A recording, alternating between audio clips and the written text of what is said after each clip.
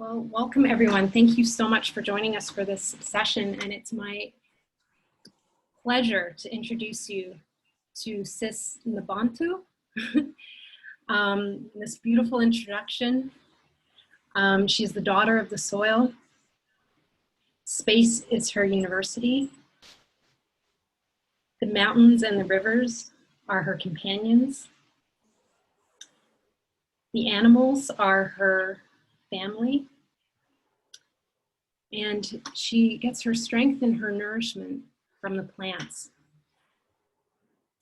and lives by the spirit of Ubuntu. So I'm going to hand it over now to Sis Nobantu, who will be talking with Coach Lumi, who is also a fellow Ubuntu coaching practitioner.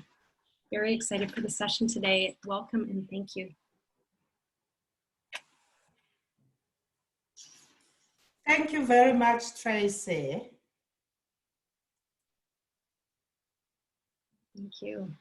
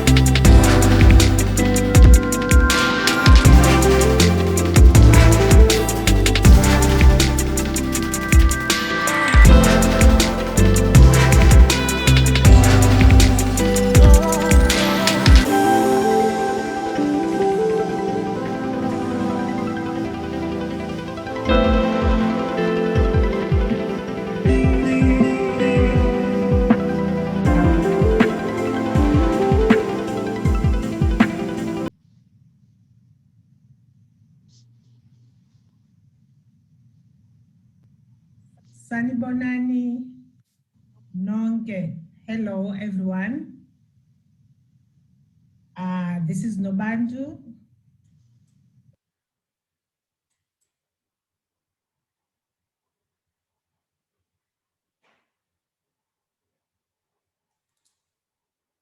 Sanibonani, everyone. Sanibonani is a greeting from South Africa in Zulu. It means, I see you. I see your ancestors. I see whoever contributed to who you are. I see your strengths. I see your struggles. I see your hopes, your dreams, and your aspiration. Namaste.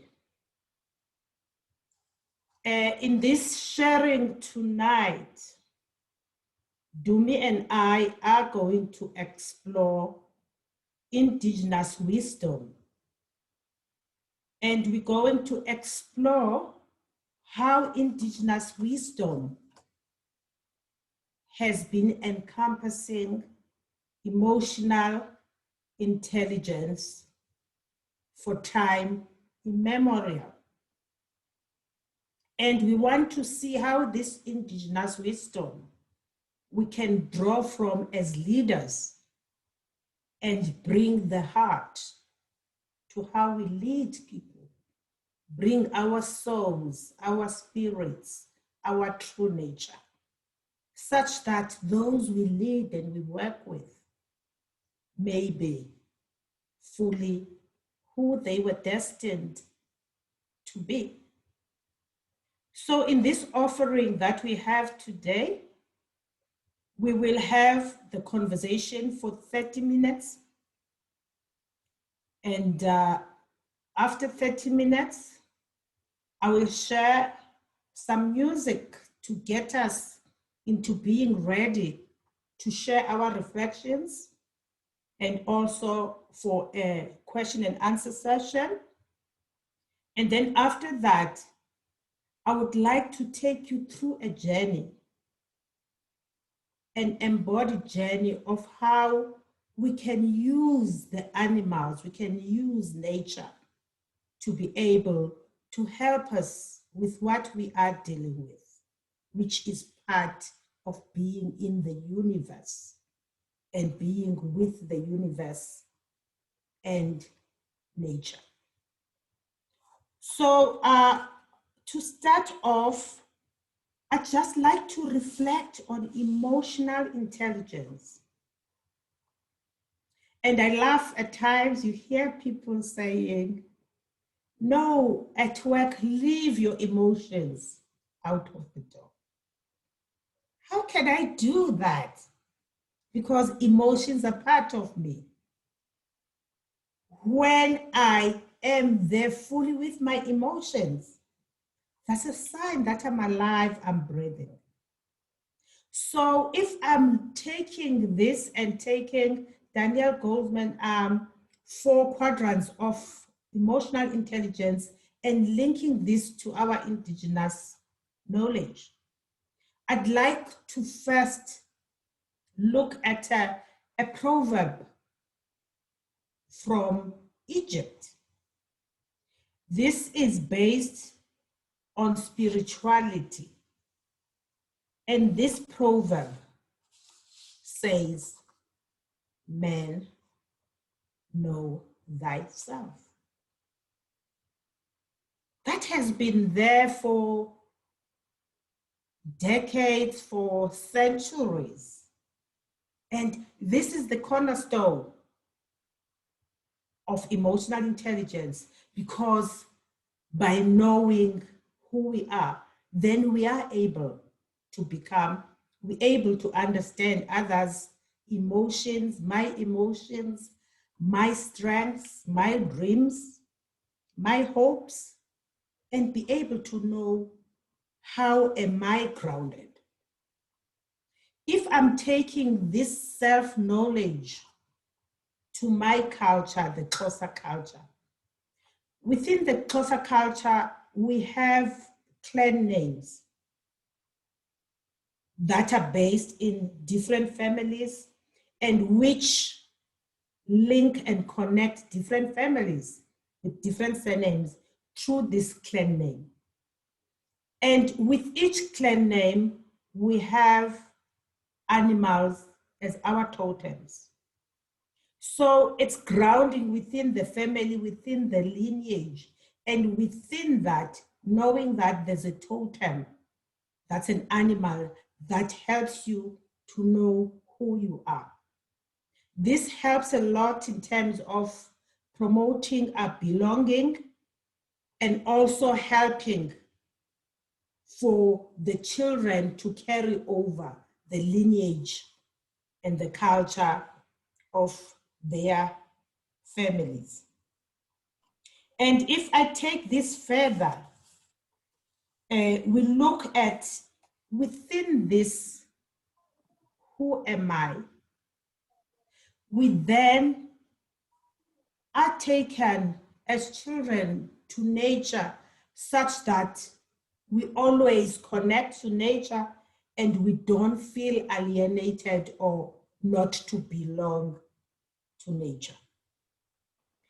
If then I take the next emotional intelligence quadrant, which is self-management, how then, when I recognize these emotions in me, when I get churned, whether I get overly excited or I get angry, I'm able to exercise emotional self-control, which research proves that emotional self-control is one of the competencies that as leaders we have to internalize and inculcate.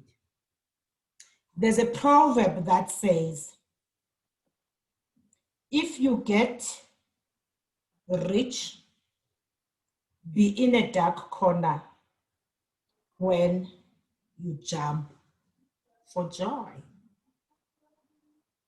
So what this is saying is that even if we have positive emotions, it's unbecoming to be overly attached to that joy, because then when things change, it will be easy to be averse to the other side. How then does this help you to become, to encompass this, while still you are celebrating this success and jumping for joy? And in Xhosa, we say we have to be mindful of our words. Whenever we grow up, there's an emphasis that words create and words can destroy. So this then helps to inculcate the right intention and be able to help us to take the right action, whatever is happening, because we grow up with the knowing and the teaching that right speech or wise speech is what builds relationship. Because as African people, we are more grounded in the we than in the I.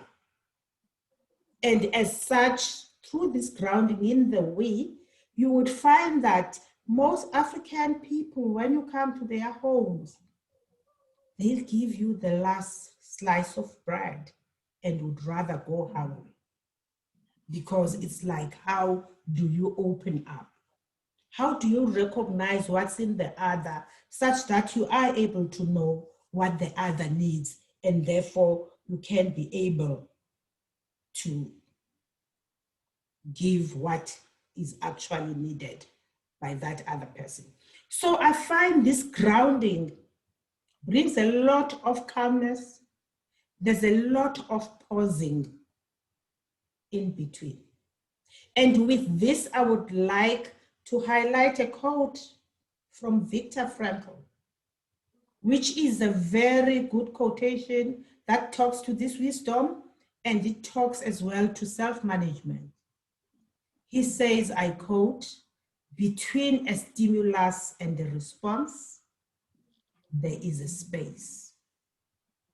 In that space lies the opportunity to choose. In choosing lies our growth and freedom. So with this pausing and with these teachings being inculcated at a young age, you find that when we are about to take speed, pausing, slowing down helps us as the African people in order to gather speed. Another proverb I'd like to share with you is the proverb that says, if you want to go fast, go alone. If you want to go far, go together. So that is for me, mainly the self component of emotional intelligence. And if I take this further now into self-motivation, there's a Somali proverb that says, who does not seize opportunity today will be unable to seize tomorrow's opportunity. And another one, which is motivating within self-management, if you want to move mountains tomorrow, you must start by lifting stones today. Wow. And within this one, I'd like, I see Toby, you are hot to come in. I'd just like to share a story, quick story of a Kenyan mother. This Kenyan mother had lost her husband to war. And the son then must have been maybe around 10 years of age. And the son would come to the mother and say, Mama, Mama, Mama, I'd like to also be a soldier like Baba. And then this wise mother said, where they were staying, there was a big boulder in the establishment, in the compound. And then the mother said, okay, my son, you want to be part of the army? What your father used to do every morning was to go and push that boulder. So the son did as he was told by the mother. Every morning without fail, he would go to the big boulder, push and push and push, and the boulder would not move. And then he would go and say, Mama, Mama, I've been doing this boulder is not moving. But amazingly, this young man who was now getting into being now an adolescent noticed that the muscles are starting to bulge. And when it was time to enlist for being a soldier, he was the one to be counted, to be enlisted. So Dumi, I saw you wanted to come in there.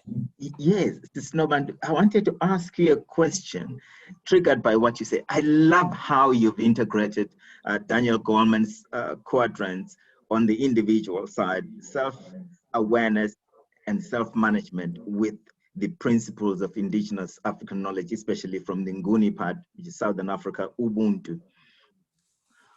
My question to Sis Nobantu on the self-management side is how do we see others as an individual, as a person? How do I view, perceive, or see and relate to the other? Because in the Western way, there's the individual. I'm the most important thing in the world. In the African sense, that part in self-managing, how do we see that? Some reflections and thoughts on that. Thank you for that, Tumi. As you know, because you are African too, you're the side of the soil. As Africans, we grow up with the we. I cannot be fully me if you are not fully you. I cannot fully exist without you fully existing. Hence, I said earlier on, you would find that even if I have the last slice of bread, I would give that up for the other. And as such, you would find that it's easier for people of African descent not to separate themselves from other human beings. There isn't a lot of othering the us and them, because I am, because we are, which is the spirit of Ubuntu. Yeah. Your successes are my successes. Your pains and grief is my grief. Hence, you know that when there is a bereavement in a family, all the other families would stop everything such that they can go and support that family, provide food for that family, and also tender to whatever needs that family might require. Wow. Ubuntu. I am because we are. Yes. Which actually, I like this question. It's actually at the right moment, because what I wanted to reflect on now is the emotional intelligence competency, which is empathy, and which actually encompasses Ubuntu. Because within the Ubuntu concept, I'm able to read what the other needs, and as such, the ability to be able to provide what is needed. And then if you look at this Ubuntu and link it to leadership, that's where as leaders, we need to really see, who are we leading? Do we know the people we lead, or we just see numbers? Sawubona. Do you really see the people that you work with? Can you be able to be that catalyst for the people that you work with to become? And also within the Ubuntu as leaders, we need to listen more, hear more what the people are saying. We need to love more the people we work with. I always say as leaders, the love is not just for home. Take love because it's in your heart wherever you go. How do you, when you see people in your organization, think about the first time you fell in love? Can you just allow yourself to have those butterflies and see these people and be more, be present each moment to what is happening with the people? But Sis Nobantu, that may mean I have to greet everyone I meet, and I've got meetings and I'm busy. Julie? How long does it take to greet? You know, it's amazing because it's so ingrained in us to see people that even when I'm jogging in my neighborhood, I really have to see people and greet people. Yeah. And now I find that people open up. Yeah. There's this saying in Africa that says, it takes a village to raise a child. Yeah. And another one I like, it says, if a village does not care for its child or its children, Yeah. the child will burn the village Down. to fear Yeah. its love. Yeah. Wow. So in terms of social awareness, I would like to reflect on that, and also on a Swahili proverb that says, concern is like medicine. And on this as well, there's an amazing story that never ceases me to amaze me. It's a story about the Mapemba tribe of Zambia. What I've found in this tribe, they apply appreciative leadership. What happens here is that if there is someone who is a menace to the society, someone who is ever, bringing up trouble or a problem, what this tribe does is to have a feast, and then the villagers would come together. The villagers would form a circle, and this person who's deemed to be a menace to the village is placed in the center of the circle.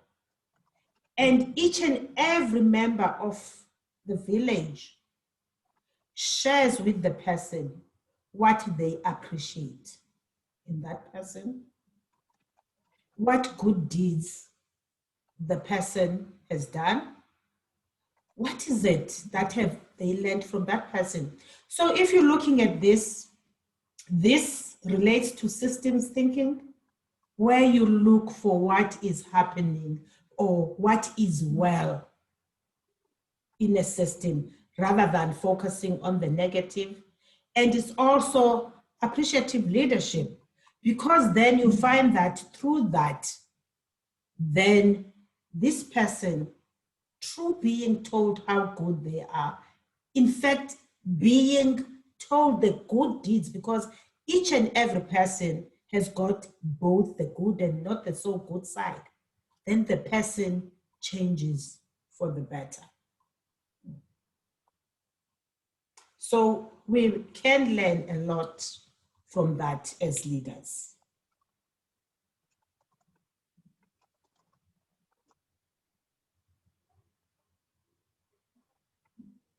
Anything from your side, Dumi?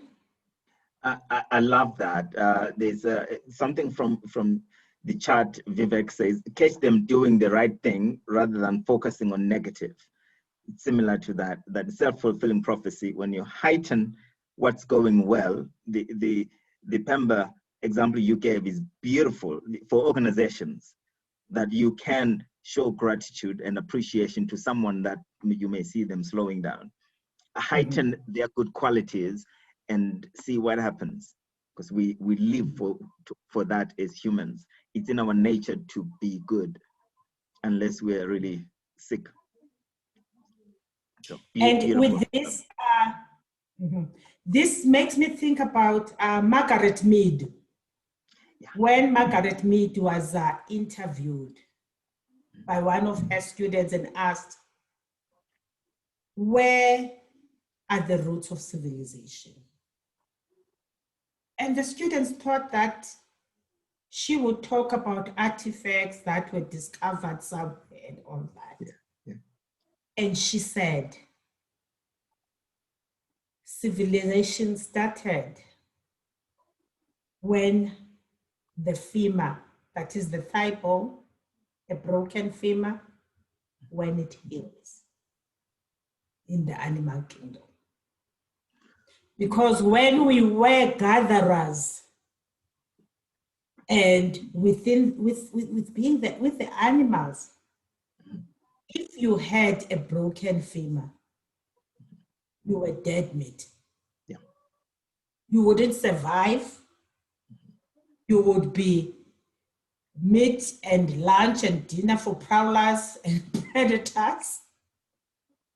And what really amazed Margaret Mead was when she realized that there have been femurs, broken femurs, that healed. And for her, that meant the start of civilization, because that meant that there would be somebody who tenders to that animal, that person who had a broken femur, someone who would help the person to heal, someone who would ensure that the person is taken to safety, someone who will be able to get water or the person or animal close to a place of water. What's more of Ubuntu can you learn from? Absolutely. So when civilization starts and grows and increases, when we are there for each other. Wow. Exactly. Yeah. Like right now, to me, during this time of this pandemic, we find that this is the time that actually we are getting in touch with civilization more than from technological advancement. Yeah. By caring, by having compassion for each other and knowing what each other needs in these trying times. And using this technology to connect across continents, right? Exactly. Like that. And connecting, seeing each other. What you said at the beginning, Sawubona, we're seeing each other through the technology, through the virus, with the virus among us. Yeah. Wow. Exactly. And lastly, just to reflect on relationship management. Yes. I'd like to cite a Malawian proverb that says, wherever you travel, leave behind your feet and not your lips, because the lips will come back to haunt you. And then just on a practice that is practiced in South Africa for relationship management, we have what we call ilima. And ilima is during planting seasons and harvesting seasons, where with people having their own fields, instead of people just focusing on planting their own fields, there would be ilima where the whole village would go and plant that field and move together to another field. And when it's harvesting time, the same happens. And then there is a feast, there is celebration that takes place. Yeah. That's it. So that's where I am. I don't know what you would like to take this conversation to me, and I'm not sure how we're doing with time or where we are with our offering. Yeah, Tracy just reminded us we have, I think we're good for time. We have, we can take a few comments, discussion issues. Anyone who wants to come in, Tracy, you manage that? Or should we take questions in chat? Or want people to unmute themselves and come on and speak? Okay, maybe what I'd like to do is just to play something that's gonna ground this sharing, and then we'll allow for people to ask questions or share their reflections. Please proceed.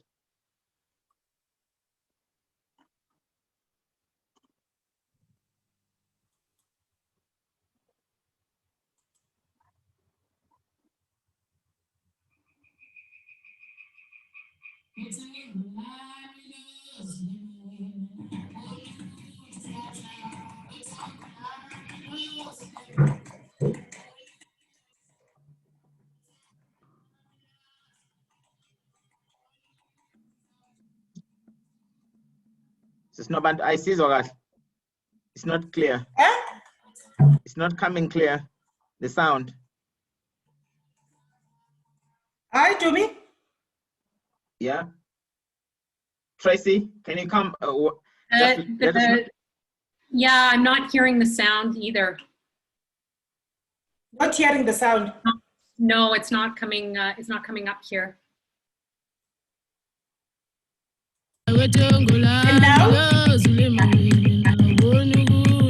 You hear it? Yes.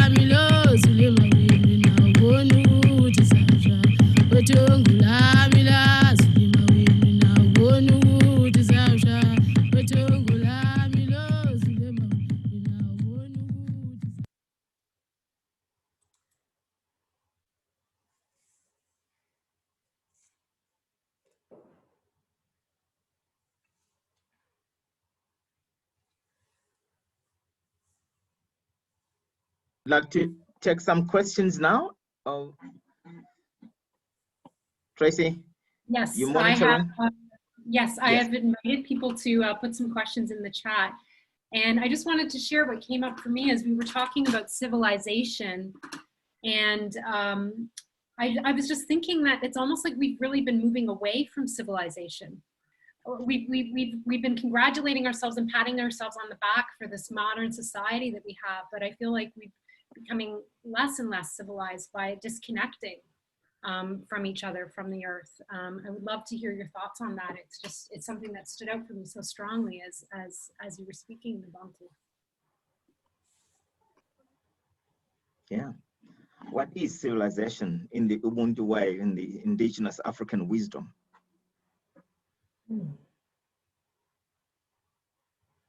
It's being human. Yeah. Or being humane with an E. Yeah. Yes. Go ahead, Noban. Yes. Which is Ubuntu. It's actually taking ourselves out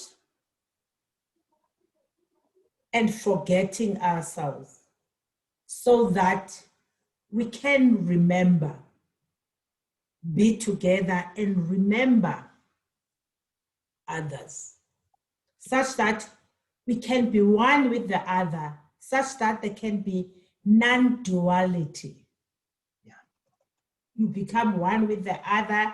There's no othering. You become one with nature, the trees, the mountains, the rivers, the values, the fire, all the elements start to run through you. That's beautiful, and it's what we strive for in the coaching space, but extending that to all of life for all of us would be wonderful.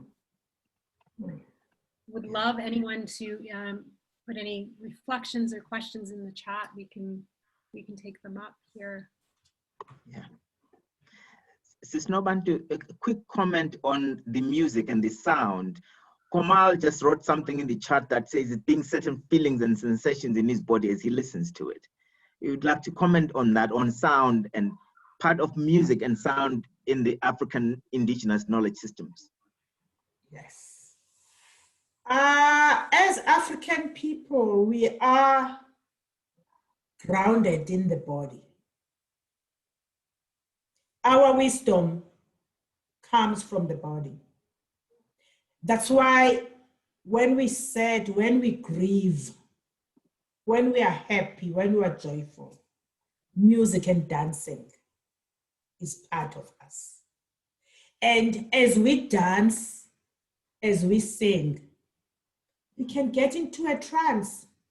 And that's when and where we actually help with regulating the nervous system. Because when we get threatened, the amygdala that's threatened, all that adrenaline, cortisol is lodged in the body. So you find that through that natural dance, song, jumping, this somatic experiencing helps to deal with trauma.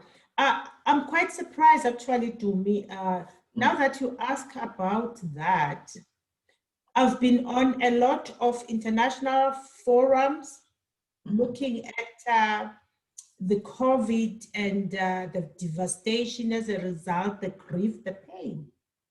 And I was surprised by how positively or how much resilient you find the African people take this more than if you look at other cultures. And I'm thinking of South Africa when people were forcibly removed from places of their ancestors, places of their families, the lineage of their families, and they were placed in other areas or locations such that the white people can have those places. If you think about Meadowlands, people were moved to Meadowlands, and instead of resisting and kicking, a song was formed about Meadowlands. And they started to call this new place they didn't know, my darling. Meadowlands, Meadowlands, Meadowlands, sithandwa sam. Utlohutlwa mahua ari eko Meadowlands. That's a place of pain. That's a place of people being dislodged from their homes. Uprooted. Of people becoming depressed, there was a song, let us embrace this new emergence that is presenting itself in front of us. Yeah, thank you. Thank you, Sis Nobantu. That's beautiful. It's just that song now is going to stay with me. How do you tap into the inner energy in Ubuntu way? How does that translate to our becoming one with the universe? That's a question from Vinita. Thanks, Vinita. Can you repeat that question to me? How do you tap the inner energy in Ubuntu way? Inner energy, I'm sure he's referring to the inner energy of the person. How does that translate to our becoming one with the universe? Tapping into the inner energy and connecting to our inner self. I think what I've found works well is this connection to our intuition. And with that, you find that we allow emergence. For instance, if you look at our language, there are concepts that just come from a person feeling something, and then a concept would be formed from that. And if you're thinking about it, to me, when an African child is born, the umbilical cord is not thrown away. That umbilical cord, that's what connects the child to the ancestors. And then what we do with that umbilical cord, it's buried in the ground. So that is a grounding way of this child to know that this element, the earth element, grounds us. It connects us to the universe. And hence, when you even are going to perform a ceremony, you use water to clear. You burn the sage because the air as well is part of the elements, and fire is always. So it's that connection to nature, to the universe, and through that, when we look at foreigners, we look at visitors, we open-handed, we have open arms for everyone that is visiting. Beautiful. Absolutely beautiful. And Cindy says there is always a collective connectedness in singing, and you bring back the memory of Meadowlands. Yeah, that touches every South African. Most South Africans would relate to that. Yeah, and something, Sis Nobantu, around how we raise children the Ubuntu way. Would you like to reflect on that very briefly? On preparing ground for the children. You mentioned the umbilical cord that's being buried, being grounded. What else do we ground and teach children? Something about starting early to see others as fellow humans to walk the life journey with. If you're thinking about when you were growing up, Dumi, you would find, especially in villages, when it's time for eating, then the kids would gather together. They would be sharing a big dish of food and eating together. And there's a story as well. A sociologist and anthropologist was in Africa, I think in West Africa. And what she did, she took a bunch of sweets, put these sweets under a tree, and close by there was a group of children that was playing. And then this sociologist said to the kids, okay, here are the sweets. Raise yourselves. When I say on your marks, get set, goes, let's see who runs the fastest to get first to the sweets. And then she went on to say, on your marks, get ready, go, expecting the kids that they would be racing each other. Instead, what those children did was to hold hands, went together to the tree, grabbed the sweets, and shared the sweets equally amongst themselves. And think about what kind of a leader that would be. Can you imagine? Yeah, that's it. Imagine if we did that in business. Instead of grabbing everything or profits to ourselves, there's better, more equitable sharing of the world's riches. And, yeah, that's another topic for another day. Exactly. Yeah, such a beautiful example, Snowband. I love it. And I see that others are saying the same thing. Camille says, love this story, so beautiful. Absolutely, Camille.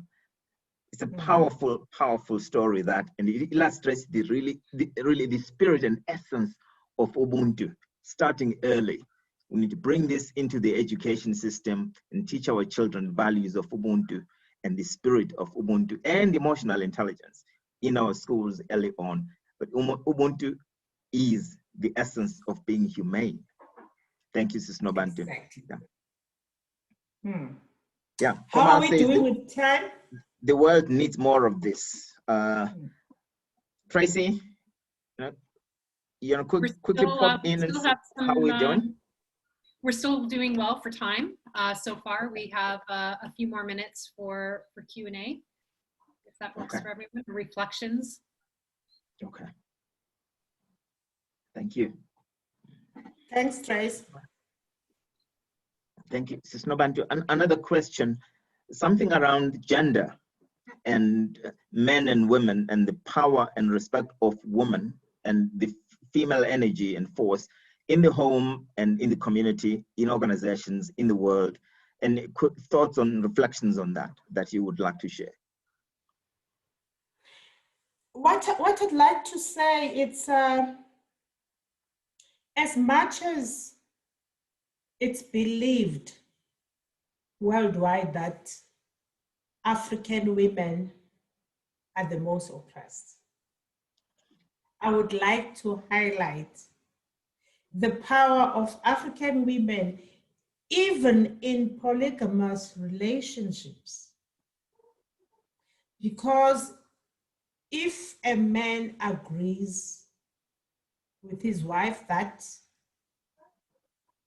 they are going to have another wife in their homestead, the wife cannot be taken or sought if the first wife has not agreed to that. So there's a negotiated process that first happens, and then undlunkulu, that is the homestead of the bigger wife, agrees. And it's amazing when you look at these polygamous relationships, how everything works like clockwork. There is a system that's clearly working there, with these families getting together, rearing their children, cooking together, and also making sure that everything is happening. And also, for instance, there are cultures, especially around the pondos, where you find that there would be this kind of relationship between the umakoti, that is the daughter-in-law, and the mother-in-law. And as you know, that most men from rural areas work in the cities, in the mining.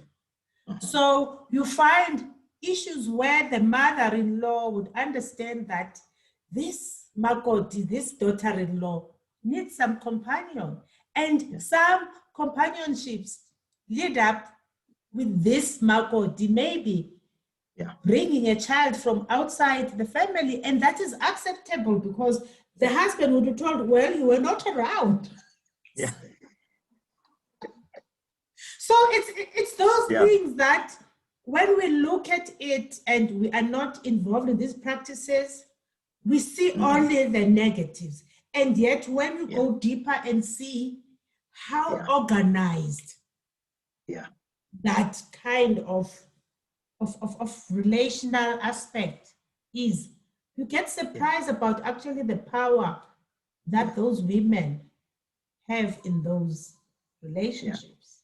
And if you look around and look at most kingdoms across Africa and historically, the power of the woman in that, in every kingdom, the chieftainship, and it's traceable. You can see it, and it's very, even the recent story of King Mswati and the Queen Mother, who is still alive, and how she nurtured and protected him.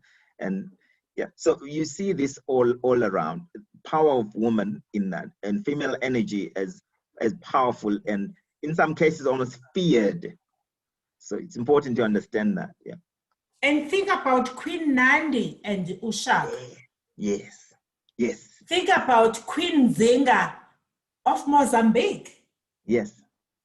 How powerful she was, how strategic she was in organizing the armies and conquering and bringing civilization and fighting the colonization of the indigenous people of Mozambique. Thank you. Nobantu, one more question. Mark says, how do you live Ubuntu, or live with Ubuntu values, with the more mundane aspects of daily life? So tips on how to be a person with Ubuntu on a daily basis in the hustle and bustle of life that we live within organizations, in business, in politics, in social life, social media. Quick reflections on that before we move on to the next one. The only answer I would say to Mark, always move with your heart. Oh yeah. Touch base all the time with the heart. Listen to the heart. Listen to your belly. What is your intuition saying? Because I think what makes us not to be connected and to live the spirit of Ubuntu, it's because we stay in the head. We have to be intelligent. We have to be taken seriously. And yet we are just a speck of dust in the big scheme of things. Simplicity, Mark, simplicity, going back to basic, which is what this COVID has taught us. That all the things that we thought mattered no longer matter. But it's the heart, it's bringing the heart in whatever you do that brings others alive. Wow. Wow. Wow. And different value systems. Nessa came with a question on even with relationships when there are different value systems, how to navigate that. Thoughts on that, Noban? I think for me, if you're looking at how we have been brought up, this acceptance of the other makes it easy to be malleable and not to be too rigid into your own self, into your own sense of self, into your values, into who you are, because Africans love to connect. Give an African an opportunity to connect, and they would connect fully. So there is that practice, maybe to a fault at times, because you find that the whip looms too larger than the individual. And I think for me, as much as these practices are amazing, I would love for us to start by being grounded a little bit into the self, who we are, because I find even connecting, it is more powerful when you are grounded in who you are and you know exactly who you are and you are confident. Yeah. Okay. We are ready now, Nobantu, for our next piece of sound.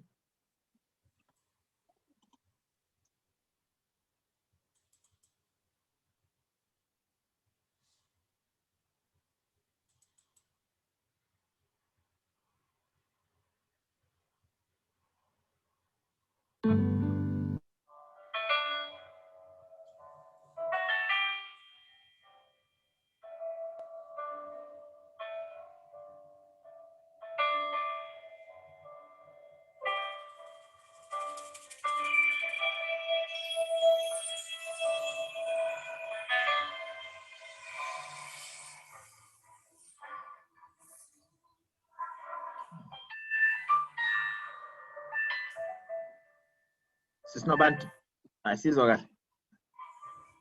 Hello? Yeah, I see Vagal. I mean, it's not clear. Anifa. Yeah, it's not clear. Just restart.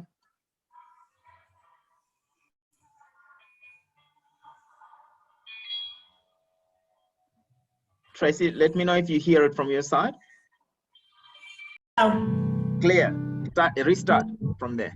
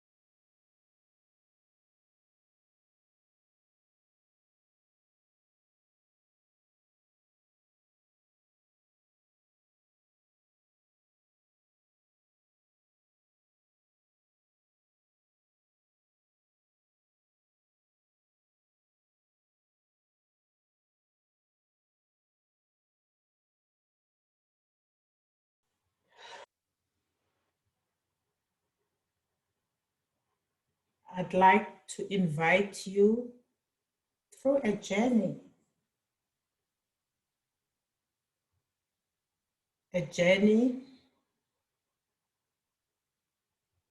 of practicing guidance from animals, guidance that helps us to deal with traumas, with challenges, with issues that might seem to be insurmountable. I would like you for a second to bring to your awareness an issue that is a challenge for you. Not an issue that is too big or too frightening for you. Something that's challenging and you would like to transform that situation. It could be also a person that you're struggling with. A person that brings a dis-ease to you, a challenge to you, or it could be something that seems like a stumbling block, a stuckness that right now is not enabling you to cross and go over the edge. Just bring that to your awareness and become aware of what emotions this brings up for you. Become aware of the bodily sensations that you experience as you have this issue, this person, this darkness in your awareness. Gently place this issue, person, or darkness not too close to you, just a little distance to where you are. See it there, not too close. As you are looking at this issue and being with this issue that is out there, what are you experiencing in your body? What emotions, what thoughts are coming up for you? Just stay with that. Being fully with your experience whilst you have the awareness of this issue, this person, or this darkness.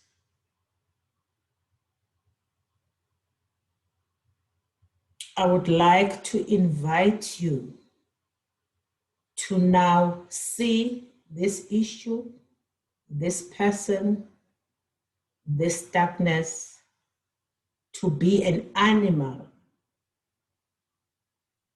What animal comes up for you? Is it a grizzly bear? Is it a pitiful mouse? Is it a hungry lion? Or is it a hissing snake? Whatever animal comes up to you, where the person, the issue was, just visualize this animal. What's this animal doing? What is this animal bringing up for you? What are you sensing in your body? What's happening in your emotional space? Just be with that And then I would like you to imagine yourself. What kind of an animal are you as you are dealing with that animal over there? And how is that animal over there reacting or responding to this animal that you are? For a moment, just open your perspective and take the perspective of that animal as that animal is dealing with the animal that you are.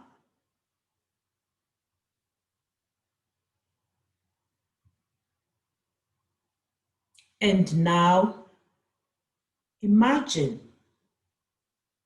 that this issue, that this challenge, that this relationship that is not working could be transformed.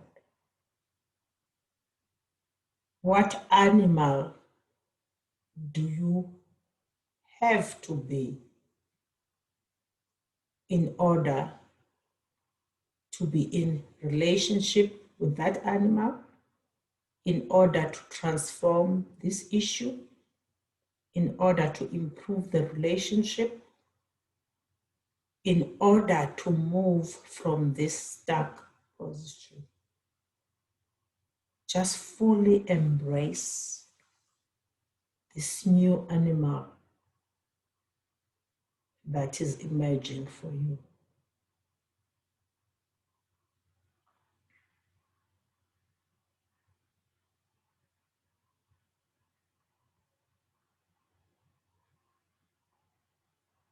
As you now see that animal that was there with this emergent animal that you are, what are you noticing about the issue, the challenge, the relationship, or the stuckness? Just listen to your body. The body has got such a vast wisdom of its own. What's the wisdom of your body whispering to your ear? What are you sensing in your body? What's your heart telling you? How is your breathing rhythm? How is the beating of your heart right now? Just stay in this new transformed state and fully immerse yourself in this state.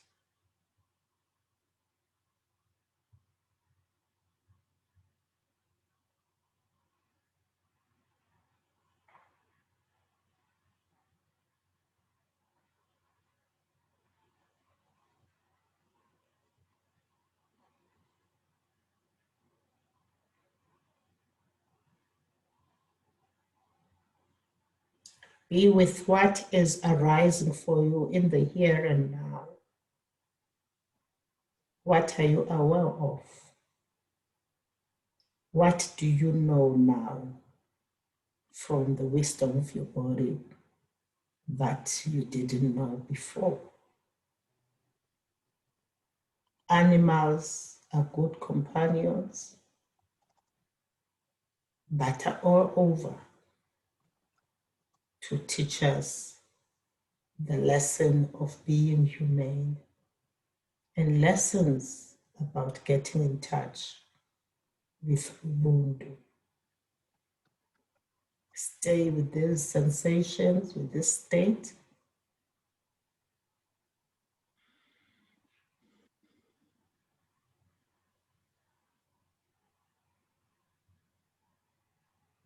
I would like to start to invite you to sense your legs, to sense your arms.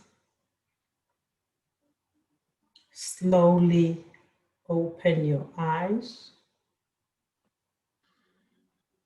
Just look around the room where you are. Start to listen to the sounds as well.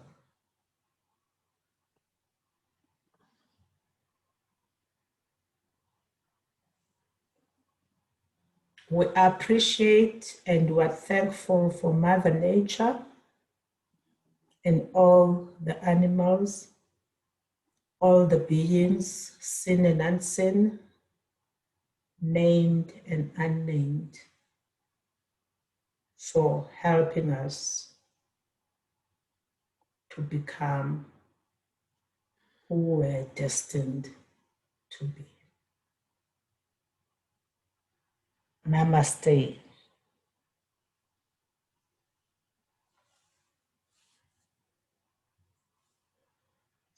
Thank you. Thank you, Sis Nobantu.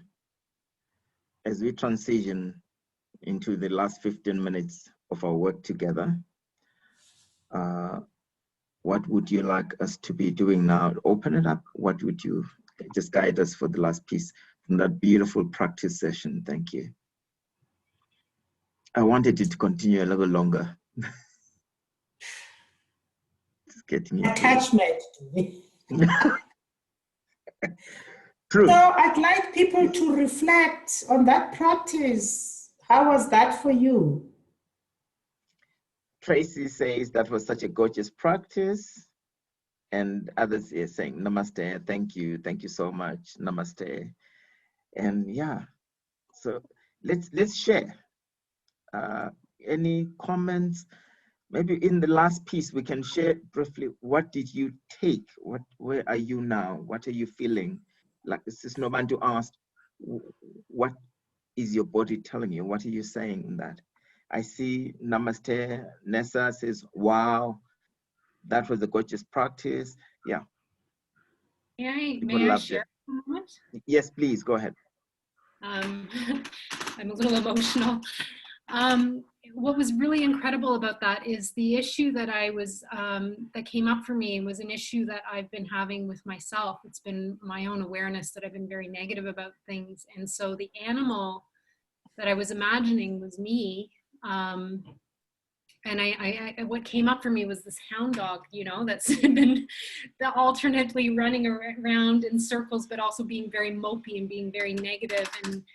And then I realized who I needed to be with this animal was to show it love and guidance and some boundaries. And I guess that what came up for me is just how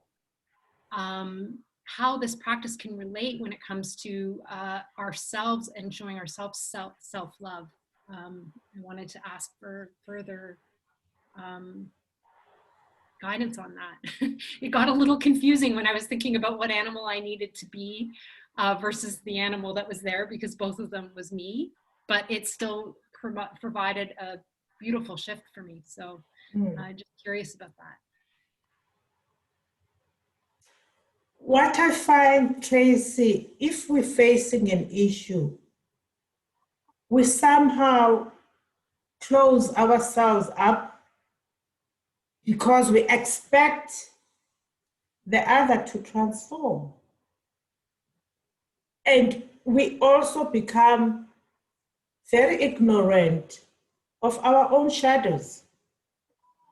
And when we start to look at what is it in me that causes that animal to be that way, and this animal that I am, that is, you know, in cahoots, that animal, is that helpful? Then it's again around our proverbs that say, you cannot change that person over there. What shifts do you need to make in yourself, in this system, such that the other levels of the system are transformed?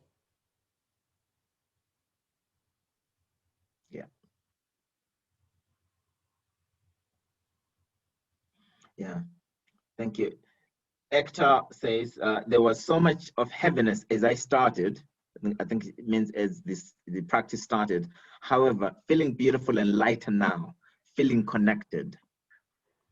Yeah. Yeah. Thank you. And Kamal says, this has been like a divine intervention. I've been postponing this for some time, and I've been given the glimpse at times to be who I am. And this session brought it in all its glory to me. I know I'm going to take this step now. Wow. Wow. Kamal, thank you. That's opening up. Yeah. Kamal, would you like to unmute and say something, share something with Sis Nobantu?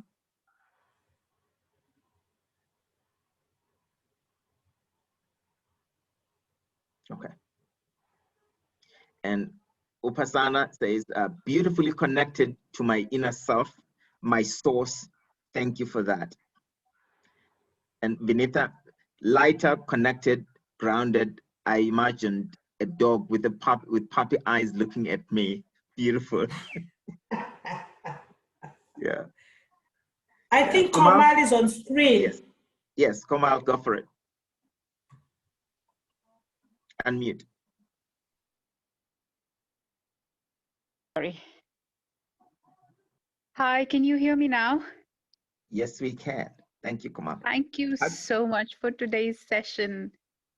It's, yeah, I mean, I had a sense that there's something in today's session that I'm going to take away, but I didn't know that this will come to me in so much of clarity.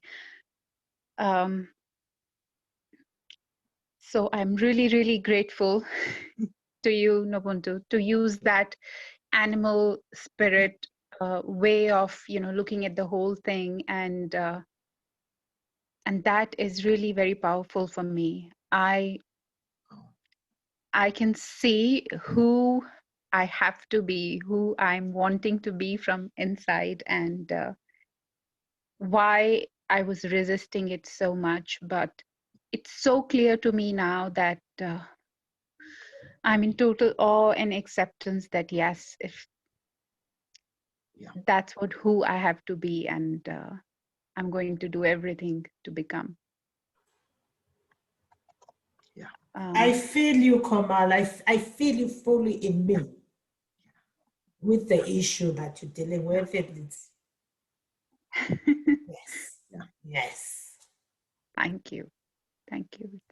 Thank you. Oh, I'm so full right now. I can't speak much. It's yeah. I feel it. It's like something has lifted off my chest. Thank you. Wow. Something similar. Thank you, Kamal. Something similar. Nessa, would you like to come on? What you put in chat is beautiful. It speaks similarly to what Kamal just shared now. Would you like to come share that, Nessa?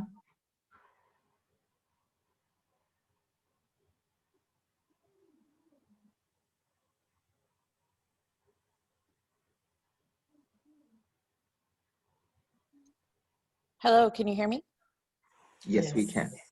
Thank you. Oh, thank you so much. I am going to do this without starting to cry again. Thank you so much.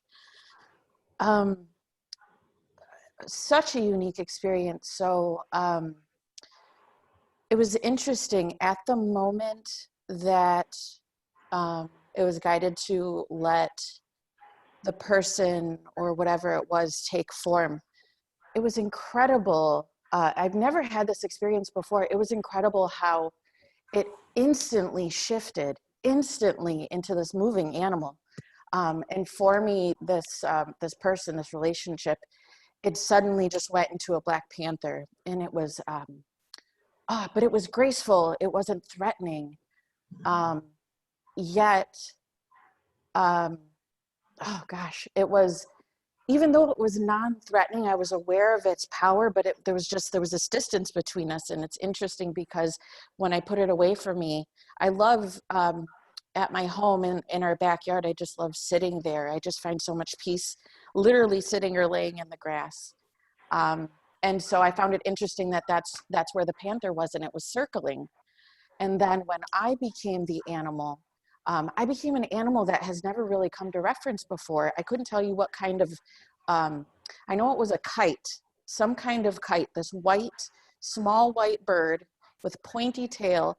And it was interesting, as the panther circled, I circled above, and my focus was purely on that panther as the kite. And the degree of separation was calm, it was peaceful, but the panther wasn't even looking at me, and I'm only focused on it. And I was behind the circle that I was flying above, was behind the circle that the panther was walking, which is incredibly profound as I've reflected on this. And then when I shifted into who I needed to be, I was just a bigger, more powerful bird. It was a hawk or an eagle. And they were only looking up, you know, and there was a peace.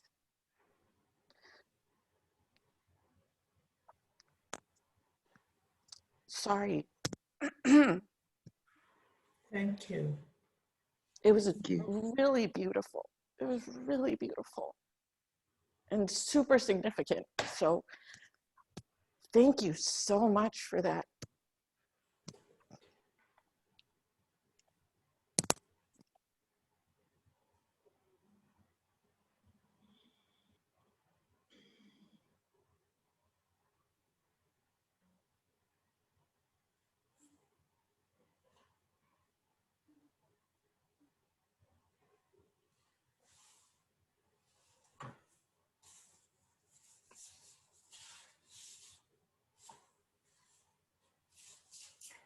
I would like to end with this reflection. It is said that before entering the sea, a river trembles with fear. She looks back at the path she has traveled, from the peaks of the mountains, the long winding road, crossing forests and villages. And in front of her, she sees an ocean so vast that to enter there seems nothing more than to disappear forever. But there is no other way. The river cannot go back. Nobody can go back. To go back is impossible in existence. The river needs to take the risk of entering the ocean, because only then will fear disappear, because that's where the river will know that it's not about disappearing into the ocean, but of becoming an ocean. My inquiry to you is, what leadership is called to emerge from this emergency we are facing ourselves? What do we need to be as leaders in order to meet this crisis and lead from the heart, bringing our souls forward? Namaste. Siyabonga. That's Zulu for thank you. Siyabonga. Sis Nobantu. What a sacred space. Tracy? Siyabonga. I hope I'm saying that properly. What an absolutely beautiful, beautiful, beautiful 90 minutes that I've spent with you. Thank you so much to both of you for holding this beautiful space. and to everyone that has joined and shared their vulnerability and their reflections. And it's so, so valuable. So I posted a couple of links into the chat. One of them is there's a LinkedIn group that we can continue this conversation on. There's a lot that has come up for us. I know that I'll be sharing on there. So I wanted to invite everyone to please keep the conversation going. And there's a very small survey as well that would be very helpful for you to complete after this session. And again, thank you for this, for joining and caring and being a part of this wonderful event. As you know, there are 3 sessions per day. I will not quote times or anything like that because I get a little confused with the time zone, but the schedule is there on the website. And again, thanks for this beautiful space, everyone. Namaste.